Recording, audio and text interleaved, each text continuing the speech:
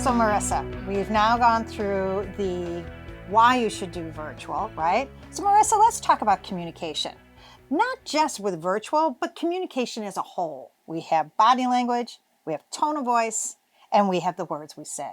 Let's talk about the impact these three things have on our communication when we are either doing virtual, phone, email, and all that.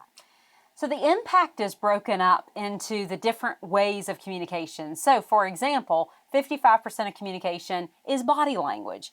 35% is your tone of voice, your cadence, the volume, all of that.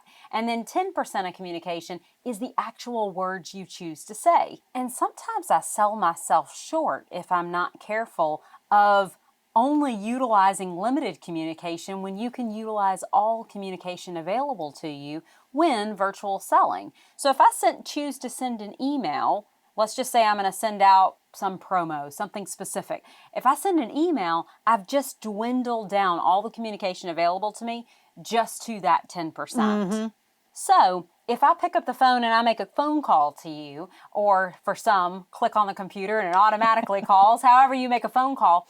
But when I click or pick up and make a phone call, 90% of what they're getting from me is my tone of voice because I don't have the body language. Right. And so for some, if it's monotone, pick it up, tone of voice, all kinds of things, because all they're getting from you is your tone. Right. And if you think about it, face to face, we get all three we get to play with.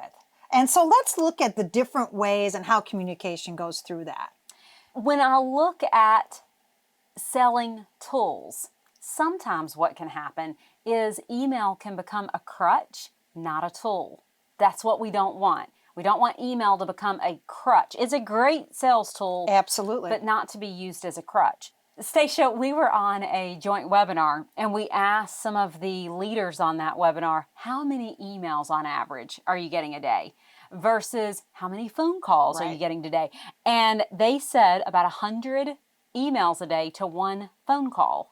And that actually goes with a stat that says people on average are getting about 121 emails a day. That's a lot of email communication. That's a lot of email. And I think of the average too, as far as phone calls that most executives get, are like 4 per week. So basically what we're saying is if you want to gain a competitive edge, use the phone.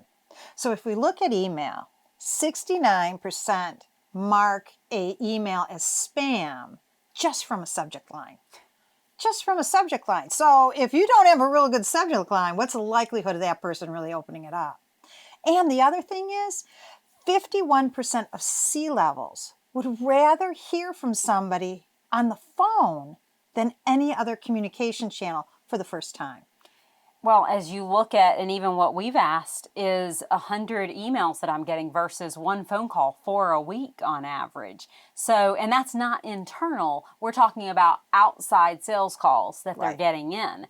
And so just to be able to cut through the clutter, utilize the phone. There's power in the phone and not defaulting to an email. And those stats are very powerful to show if you are going to send an email, the thought process that goes into subject lines, the body of the email, those are all very impactful.